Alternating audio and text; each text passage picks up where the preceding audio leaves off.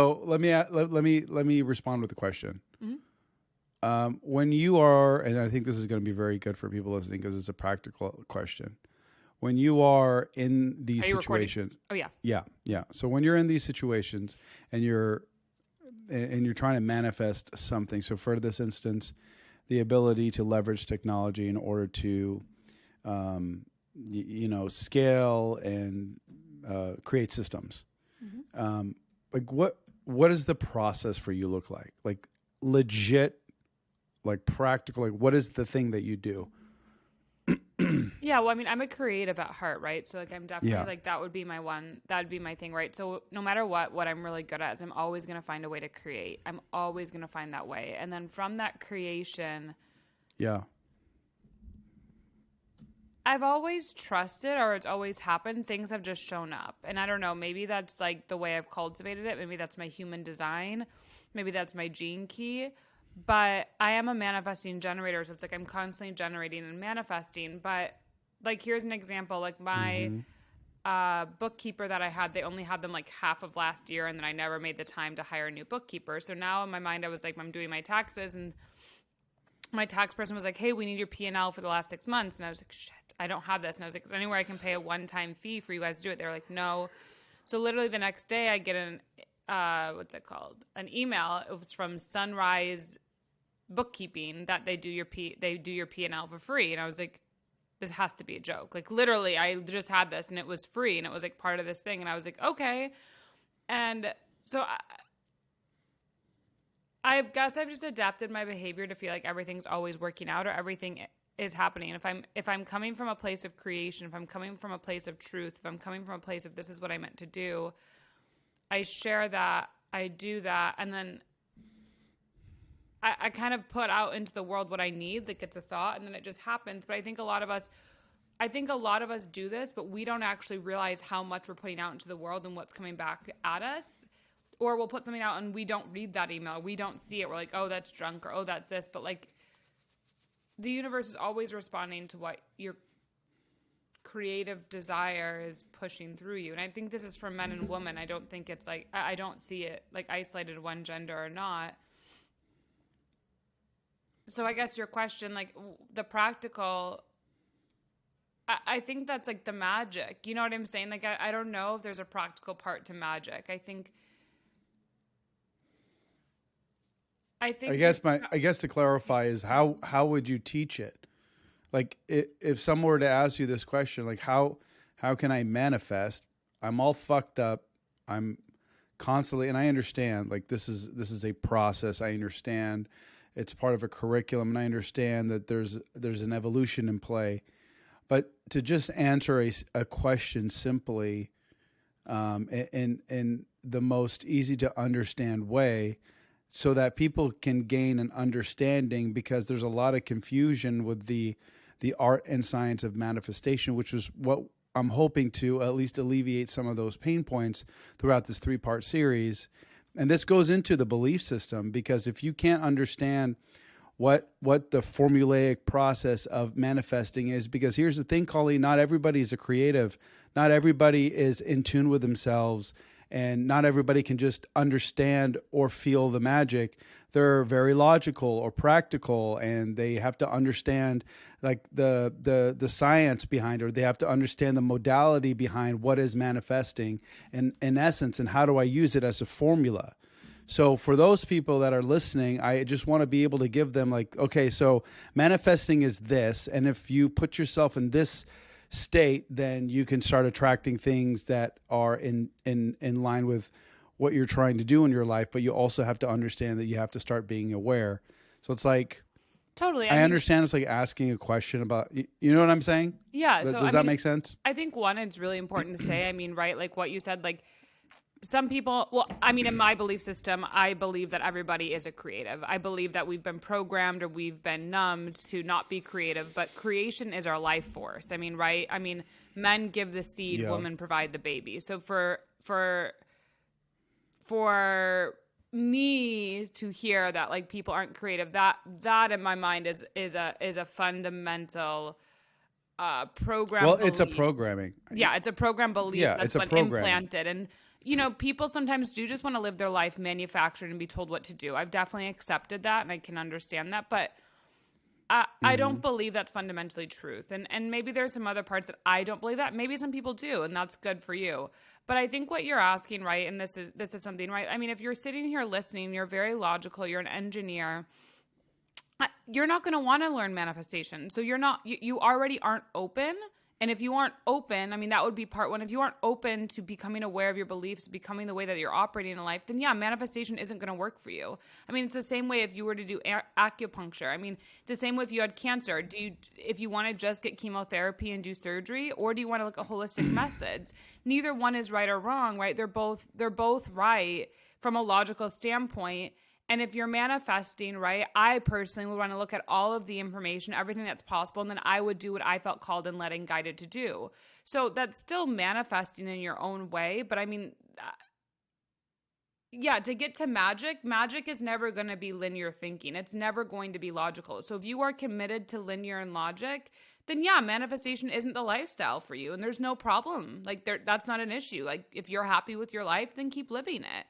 I think most people want that beauty or luxury or magic that is a little esoteric. I think people, in my belief system, maybe like you said, a lot of people don't, or they don't.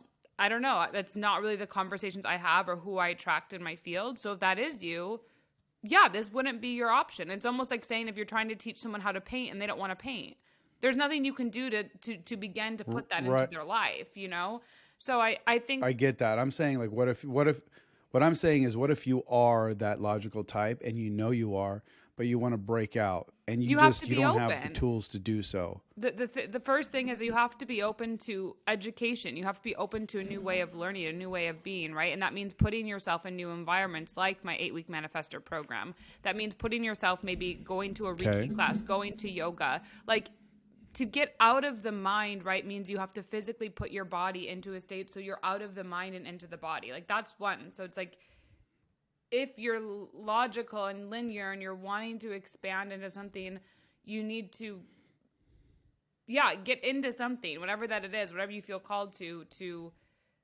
transform. Like for me, that was moving across the world to New Zealand. To me, that was, traveling to 42 countries. Like I physically put my body in environments that my mind alone wouldn't be able to survive, right? Like I've been in countries where I have lost my card. I didn't have a way to get money. I had to figure it out. Men and taxi drivers are driving me here.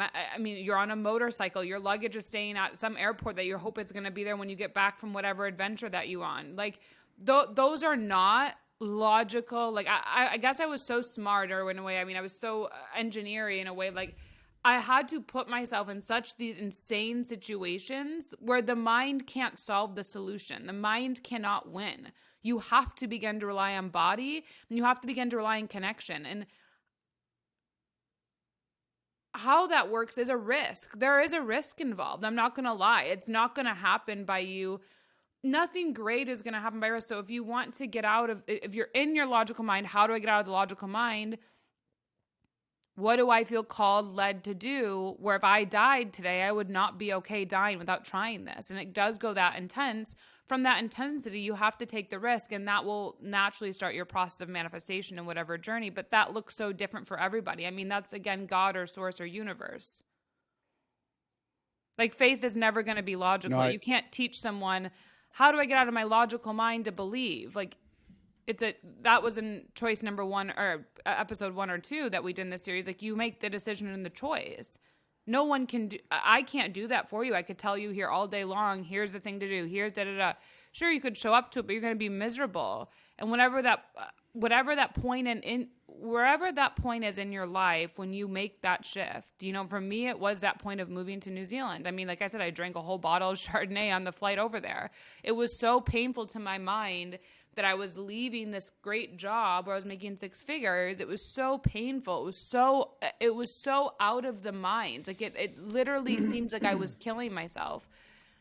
And you can't teach that. Like there was a desire in me that I had a desire to live international more than any linear logical reason could have told me.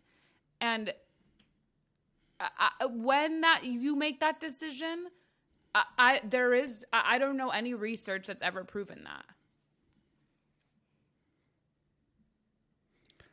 I agree with you. I was just challenging you because I wanted you to be able to fight for an answer, which you did, and you gave the right answer. And that's the thing, is that you do have to have some belief, which leads me to what I think about this whole belief system thing, which is part of the manifesting. Like I always say to myself, I've been coached and mentored, and I read a lot and I study a lot, and this is just part of my life. One of the things that I've learned was, like if you had absolutely zero possibility of failure, that you could accomplish anything you wanted in your life with absolutely no fear of failure, like nothing whatsoever. Like, what would that be? Like, you literally have like a magic wand and you can create any life that you want. What would that life, essentially be?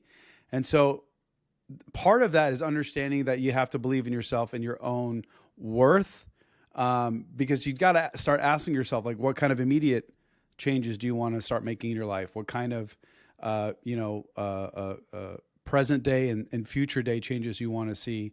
And then you have to start building up these answers. And through those answers, I've actually found my new belief system. So my new belief system came from answering those questions, which is, what do I want to be, or what do I want to believe about myself? Like, who is me? Who am I? Who is Mo? And then more than that, like, you have to believe about yourself in order to create the life of your dreams. So like, if you were to turn off the logical brain, the analytical brain, the practicality side of things, right, and just eliminate that, and for one freaking second, just try to have some form of vision, some form of belief, some form of understanding that, like, when you were a kid, you just did things. Like, it was instinct, it was innate. You never, you know what I mean? Like, you questioned and you were curious, but when you were a kid, like, you had that curiosity that led to almost you accomplishing anything. Like, you had no idea that the feet beneath you were there to help you walk because you crawled for the first year or 2 years of your life. You had no idea that, the sound that was coming out of your mouth was actually there to start creating words that can describe things versus just screaming and yelling and crying, because you can't conjure words to be able to to be able to identify if you're in pain, if you're hungry, if you're sad, if you're tired, whatever the case may be. And so here we are now as adults, and it's like the thing that we lost is the thing that we need in order to create the life that we want. So like, I always look back to, like, okay, well, let's look at children. Children are beautiful. Like, how they interact with each other, from not giving a shit about race, not giving a shit about culture, not giving a shit about ethnicity, not giving a shit about anything. The only thing that they care about is, hey, will you play with me? Cool. And they start playing. And now you've created this connection. And then they have these crazy imagination about what they want to do in life. From as simple as wanting a red car to drive around their friends to flying to the moon. And it's that curiosity and that dreamlike state, I feel like that's lost on us as adults, because we are jaded by societal standard.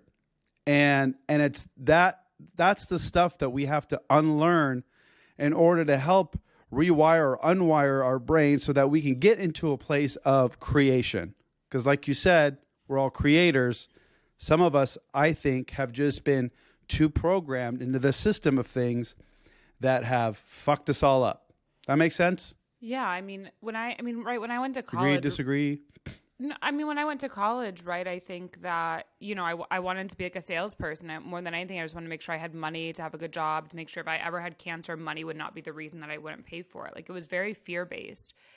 And it was very fear-based. And I feel that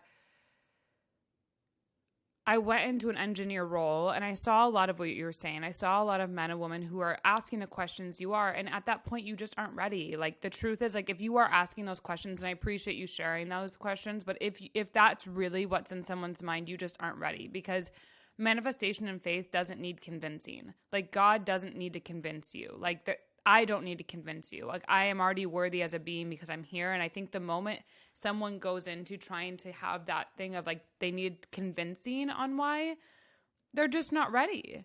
And that's okay. Like, they're like, if someone's not ready to be a mom, they're just not ready. If someone's not ready to be married, they're just not ready. There is nothing that you can do to force someone that you love or you care about that's going to get into a relationship. You can, and you see that. It's like you can't force your child to get straight A's in school. You can't. There's nothing you can do to convince that child or convince whatever. If they fundamentally don't want to do it, they're not going to do it. And so I think the best thing that we can all do, whatever your path in life is or whatever you believe it is to be the walking embodiment of it, which I've devoted, I mean, my life really, you know, in so many ways I've made a devotion to my life to be the embodiment of what I wish I could have seen or what I wish I had, you know, or what a friend I wish I could have been or someone I could have listened to just know like, hey, there's someone else out there. There's someone else out there who wants to hear what you have to say. Or there's someone else out there who thinks like you do. There's someone else out there who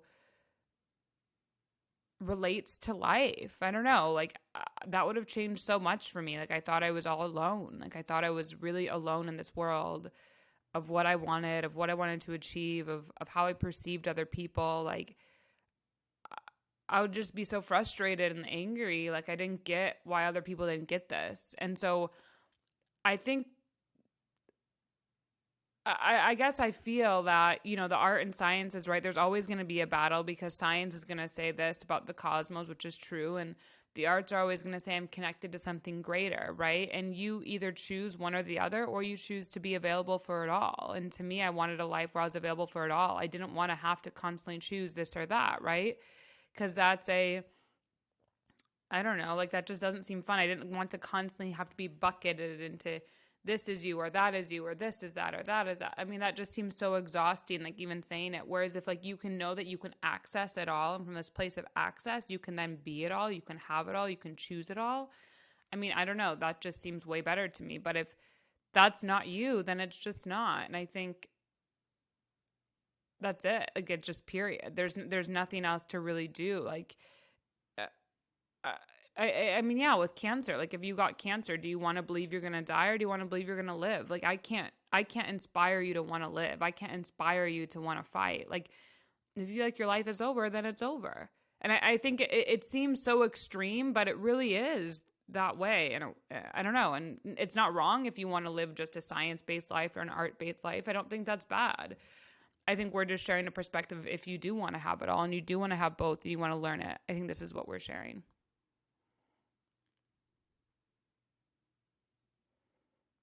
Or what are your thoughts? Yeah, I think even I think now with the with the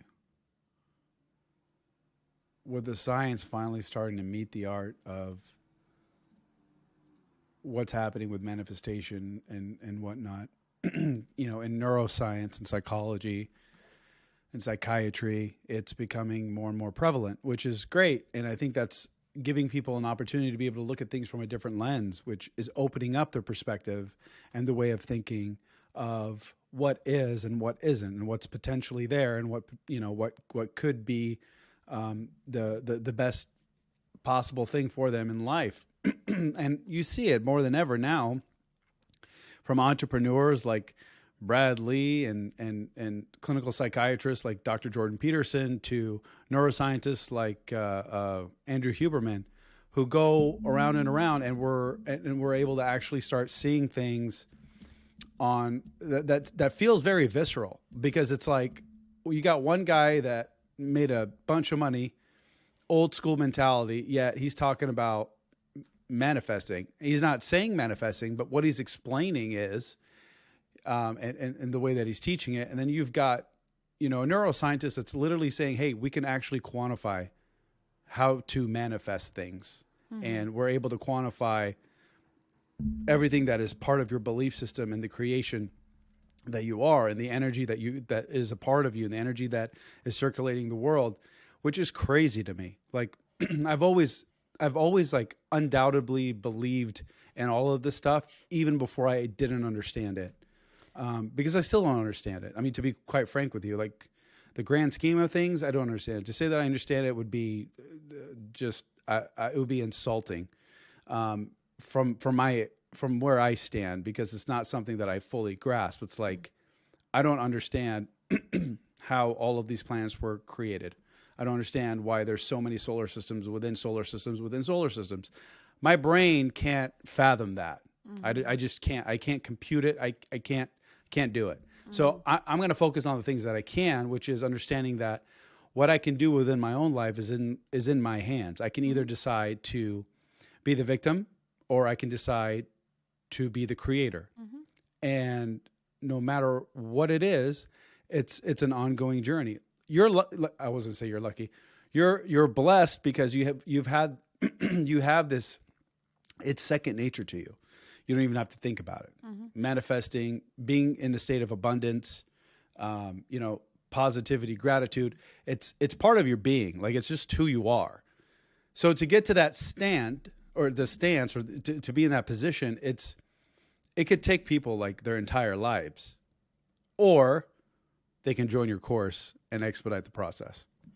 Yeah, but I also think too that something that's really important, that what you said is like, I don't know, like, I think you just need to trust yourself. Like, I think it does not need to be that complicated. Like, if you are asking a million and one questions about how, but this, but that, I need to da-da-da, like, it's just not for you. Like, I don't know. There has to be a point when you just trust yourself in life, Like, I mean, it would be exhausting. It would be exhausting to live your life in a way where you have to go, should I do this at work? Am I going to do that at work? Am I going to get a raise this year? Should I go for that promotion? Should I do this? Is my husband thinking this? Is my spouse thinking this? Is my child thinking this? What are they? Like, that would be so exhausting to try and do that. Like, I cannot even imagine the overwhelm you must be living in if that is the reality of your life. And so I don't know, like, I've been a lifelong learner. Obviously, I'm getting my PhD. I'll have it at the end of this year, and I'm always learning. I've invested hundreds of thousands of dollars in my education outside of academia as well. It's not like you're not pursuing education, and you're not pursuing growth, and you're not pursuing expanding your knowledge and expertise, which doesn't make it any different than people that may be feeling overwhelmed, but that overwhelm is coming from a place of just wanting to have some form of expansion. And they don't have necessarily the tools that you have. They don't have the natural intuition that you have and the way that you were built and created. I think you know what I'm saying? Though, like, so you can't necessarily fault them for that. I didn't always have this intuition or this way of being, right? Like, this really accelerated like 4 or 5 years ago, right? Like, when I was definitely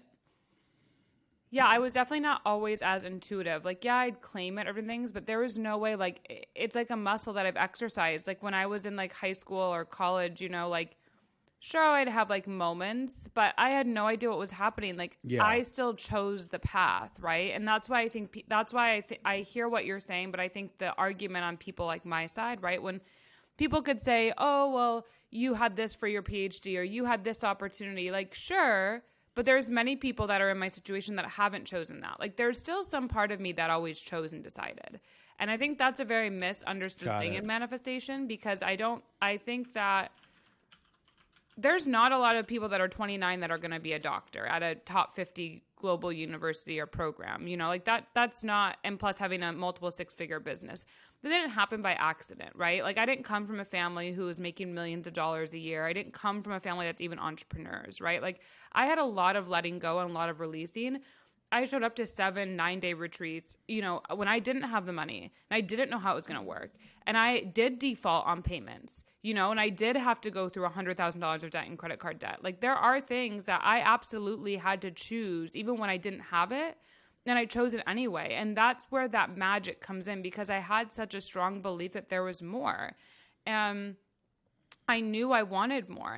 And that is the difference between those who, don't make it and do. Like, I hate to break it that obviously, but it really is. Like, that is, and so I have compassion for people who want to look at my side of the journey and say, well, oh, that was given to you, or, oh, that was whatever. But I chose it in so many ways. Like, I chose going to all these countries when I didn't have the money. Like, I chose showing up to places when it was like literally I had negative in my account, when I got to I had to basically make sales when I was in a flight. I did a link, had a sale. And if I didn't make money, I was literally going to be in a country I did not, speak the language, didn't know. And I don't know what I was going to do, but it always worked. But I showed up to the teachings and the work. I showed up to the journals. I showed up to my conversations with something higher. So yeah, I mean, I guess you could say that, oh, not everyone has it, but I didn't have it. I made it happen. And I chose in the moments when I didn't have it. So, I think it's easy to look at me now and say that,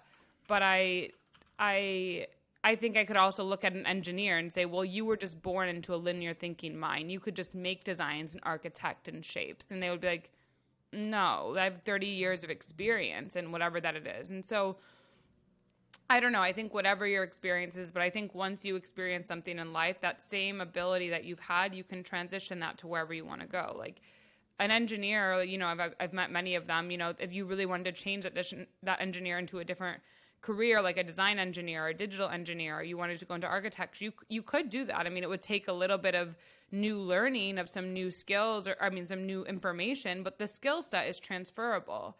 So I don't know. I think it's an excuse for people, in my opinion, to not do the work, but I think everyone has their own journey as well.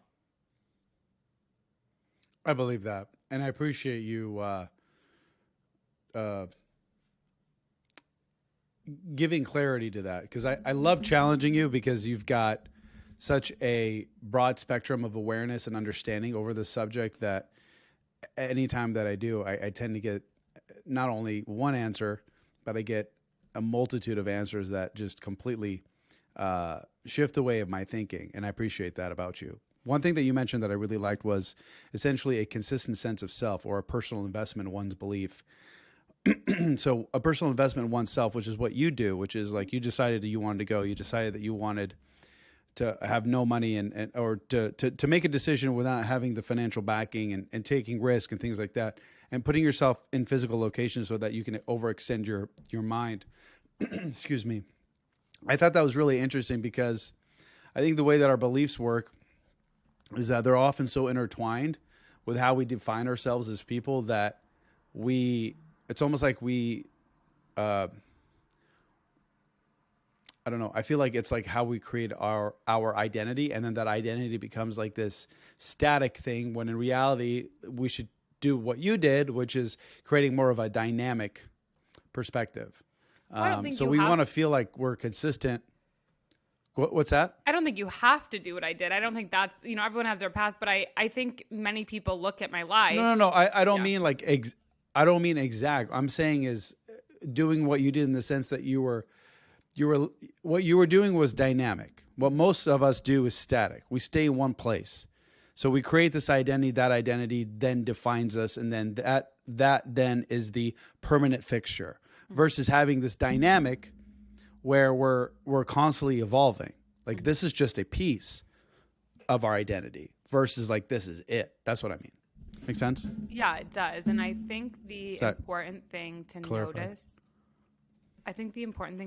on that is, I'm not saying to do what I did. I'm not by here saying like whatever, but I do think a lot of people look at my life and look at the trajectory of my life and go, this girl has created a lot. She's transformed. You can't argue the girl's helping change people's lives. That's a non-negotiable argument. If you just look at my social media and you look at my website, and anyone who looks at any client that ever talks to me, that's a non-negotiable, even though I'm very early on in my business. Right. And,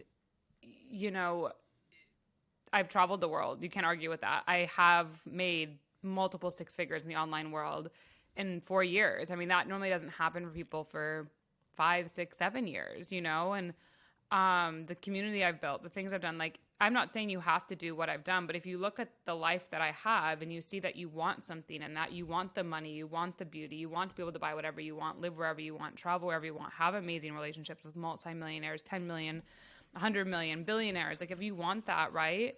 Like if you want that network, then yeah, if I was you, when I was someone, I shut up and I got around the people that had what I had, and I did that and listened.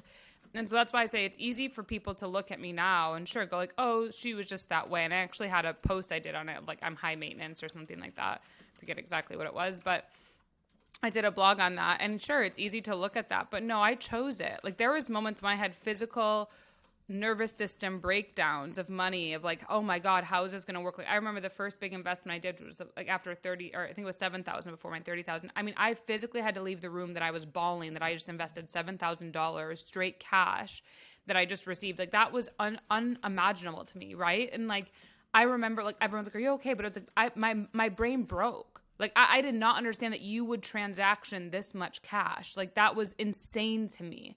It felt like the end of the world. Like, so yeah, I guess it's easy to say all these things, you know, but I still am a regular person that made decisions for a greater, I don't know, a greater evolvement over my life. You know, like I have messages, like I have things in my computer that share, like I've written letters, like I've hopped timelines and I've gone and been in the 50-year-old Colleen. Like I've literally made this person, I've literally written a letter to myself from the 50-year-old Colleen to the me Colleen. I've done it from the 30-year-old Colleen. I've done these things, and I actually, when I write these letters and like type them, I can feel my older self, my most high self in those timelines coming through of what my life is becoming. So I don't know. And you can say, sure, how do you make that happen? What do you do? And you can ask all these logical, linear thinking questions, sure. But the reason I'm here, the reason I do this work is because I saw people who lived that logical linear life. I saw them with cancer on their deathbed at age 14, and they were not happy. So you can sit there and you can narrate any type of question, but the reality is I've seen you. I've already seen your future and what that looks like. And it has nothing but guided me to such a fear to live nothing like you, to want to be nothing like you, and to be the embodiment and example of people that I will be proud of in my family, my children, my legacy. People be like, wow, she really did it right. And that's how crucial I guess I am on it, because it's not inspiring. It's not nice. It's not kind. It's not from the heart. It's nothing. And the reality is when you act like that, it's because you're so in fear of a closed heart that if you open it the slightest and you get fucked over and you lose $10,000 or $5,000, or I don't know, you lose a friend or get a divorce, that the world is going to be so cruel. But it's like you're killing yourself already because you're not even open to anything new. And so I don't know. I mean, I think in my life right now, like the way that I kind of pull my mind is definitely in love relationships, like the way that I'm manifesting how I want to navigate that. Like, do I really believe in marriage? And if I do believe in marriage, how's that? And these constructs that are very deeply interwoven in me because my parents have been married for 30 years, very in love. That is a very sacred union in my head. So to like go into a more of a new age perspective of relating, I have not been able to break my mind of that. And I don't know if I want to. That's the other duality. So I've listened, you know, I listen to people, I listen to things, but I obviously am not, I don't know if I'm willing. And if you're not willing to live a life of magic, you are okay with what you're doing, then just stay with that. It's like, it's a very like simple, but I think if you're already here, you're already having that dialogue of what is right for me. And I'm trying to figure that out. Yeah. I mean, I see what you're saying and I understand your perspective. And just to clarify, you know, people with linear thinking, the reason why it comes out logically is because that's the only form of communication that we have. I mean, how do we answer a question, or how do we even ask a question? Like, what is manifesting? How do we manifest? How do you get into a place of abundance? Well, now there's actual linear thinking that have been proven by science that can be explained. Mm-hmm. So that kind of goes against like your reasoning and your particular logic, which is not logic at all. And that's not to say that's challenging that belief. I'm just saying that there's always more than one way to skin a cat, and everybody's perspectives and their stories and their timelines and their belief systems and how they were raised and all that stuff throughout their life. That can change topsy-turvy. It can go up, it can go down, it can go left, it can go right, it can go sideways. It doesn't matter. Some people can find abundance, get into manifesting, completely go backwards. Like it's, yeah. I just think that we have to understand that humans are fickle creatures, and you have to be innately disciplined and I think sincerely and wholeheartedly and genuinely wanting this. Otherwise, if you don't and you can't just completely subject yourself to it and allow yourself that freedom, then yeah, you're restricted and you won't be able to create everything that you've wanted to create. That's just my 2 cents. Well, and I think the other thing is like, right, the journey to enlightenment, right? I mean, the journey of enlightenment is like you are literally dying. I mean, that it's like, look, you are surrendering to everything. Like Alan Watts, you know, going into nothingness. Like you are literally emptying your mind so it can be a vessel to be filled, right? And yeah, if you don't want enlightenment, it's like, yeah, I wouldn't be the teacher for you, right? I mean, there's many other masculine men and masculine women who teach manifestation in a very logical, linear way. Or I don't even know if they teach manifestation. Like they teach networking, you know, go to the networking event, say, hi, who are you? What problem do you solve? What do you do? Make sure you get a phone call afterward to build business. Like there are people that do that, right? And sure, it works. I don't feel when I go that these people are very fulfilled, or when I read their energy, or when I tune in psychologically to their things from what I know about psychology, that they're fulfilled. And obviously I've had a lot of practice at this, but I think what you said was really powerful is, well, you have to ask a question to begin, or you could just claim, God, source, universe, I want to be happy. I want to feel good. Show me the way. That is when you are in a total surrender of, I can no longer carry the weight of this world because it is so deeply painful inside of me. I need help. And that is the point when you are ready. That is the point when it's getting to the momentum of, it is no longer just you. You know that there is something deeper. And I can only speak on that because I know that feeling so deeply, so profoundly, that my devotion to life has become that. And like you said, I mean, yeah, people could say whatever they want, but Jeff Bezos even said it beautifully. You can live a life of safety and security, or live a life of risk, impact, and adventure. Choose your path.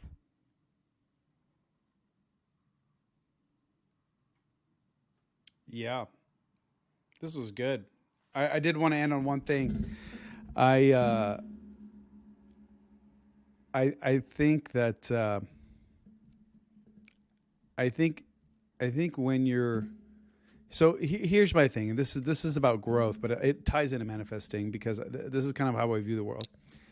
You ever heard? I'm sure you've heard this quote, like when you want success, or when you want that goal, when you want that thing, as much as you want oxygen, as much as you want to breathe, then you'll know at that point. Like then you'll be able to do everything that you're willing or that you're wanting to accomplish. So the way that I look at it is like you have to be in a situation where either it's got to be some form of traumatic situation, or an epiphany, or like I've had breakthroughs in meditation where I'm like, holy shit, like what just happened? Like you have this profound experience of some kind, whether it be a death of a loved one, near-death experience. I'm sure we've all heard those. Your worst case scenario is down on your luck. You've been homeless, whatever the case. I feel like extreme situations is a causation of something, some new creation. And a lot of times, I don't think people even realize that they're actually manifesting, because they're put in this place where it's like they're completely raw, unfiltered. There's nothing. Like they have nothing. They've stripped everything off of them, and they're just lying there in the street naked.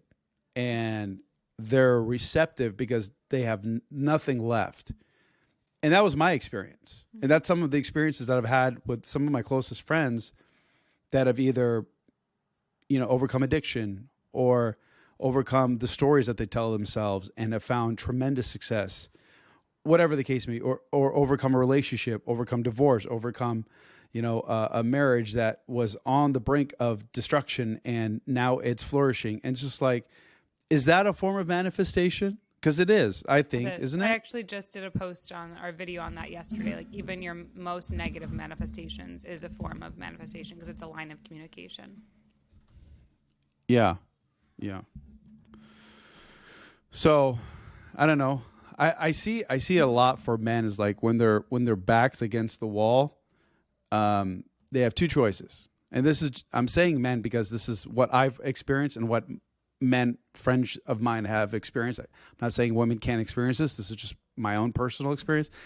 Is that when they're up against a wall, they have two choices. They could fold or they can figure it out.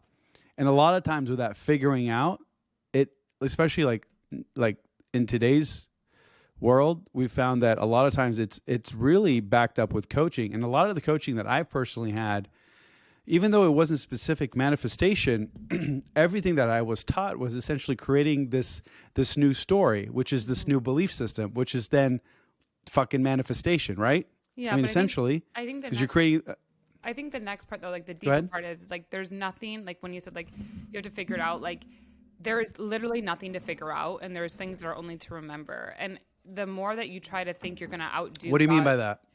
the more that you think you're going to outdo God, source, universe, you're going to figure out something outside of the universe. Like you just said, like the cosmic systems, like the more you think that, the worse it's going to be, because we talked about surrender in episode 2, or, series part 2 of this 3-part series, like remembering. Well, that's what I mean by figuring out is surrendering to this, whatever this thing is. Yeah. It's a remembrance. And being able to understand that.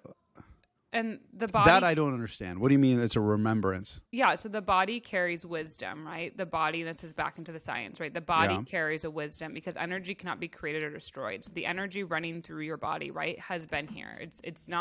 Your body has not created anything new on this earth. So your body carries a wisdom that's always communicating to, which is what we talked about in part 1, I believe, where we talked about your channel and that, what you're receiving through your channel. So anyway, you have to allow yourself to be in a state of stillness, like we just said, emptying your mind. And from this place of emptiness, the place of your mind having the opportunity to be filled up, there's a remembering that occurs, and where there's a memory inside of you that comes up that is birth. And that was like my first book.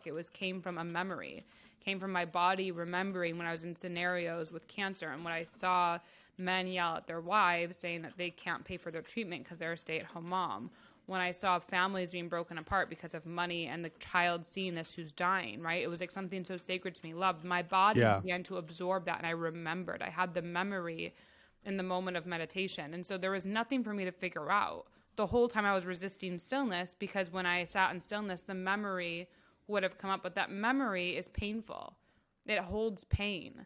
And so, I mean, this could go into like past lifetimes and stuff. I mean, but when you have this memory, you begin to remember why you're here. You begin to know that there's a light avatar team, or there's the cosmos, or there's aliens. And that's why even when you say something like, oh, humans, like I don't really, my clients aren't humans. My clients are aliens. And if like they're human, I'm not really here for humans. But it's, you have this point when you want to remember. And from that memory, you begin to see that you were here placed on a specific mission to do specific things. And when you have that, you cultivate a trust, and you begin to declare and claim that.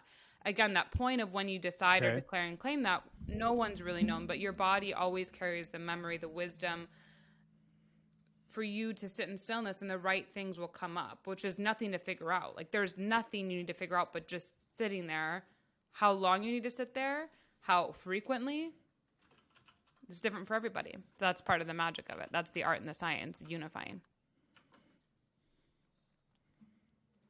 Interesting. That's a fascinating way to look at it. Well, it's definitely application. I've never.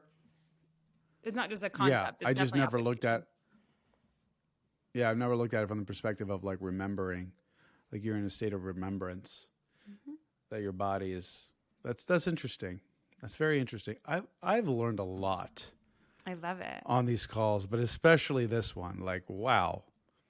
And here's a tip to everyone listening. If you're listening to this, you're like, Mo, bro, what the fuck? It's completely different than the typical stuff that you talk about, which is habits, disciplines, and blah, blah, blah. I'm like, yeah, it is. But here's the deal. Like you have to be receptive. You have to be receptive into open and learning new things. You have to be receptive. If you think that the way the world works and everybody's saying the same shit is like uniform and that's the way that it's just going to be and everyone's going to learn the same way, you're out of your fucking mind. Like here's the reality. Like she's an expert in this field, and we're able to be able to assimilate and understand something, And I'm questioning her, but I'm questioning her because I'm trying to understand. And I know those that are listening to this are probably having the same question. So, we're able to break that down. She's able to decipher that and give us, her honest answers. And if you want to learn more, go check her out. But let me tell you this. I feel like I sincerely feel like I've gained perspective in going from because I was struggling with manifesting. Like, I still don't understand what it is, but ever since we've been talking, I've been trying to be in a state, like a constant state. So after our first call, I had a call with a friend of mine, and we were talking again about gratitude. And he said, because I told him, I was like, God, it still feels insincere. It still feels like I'm faking this shit.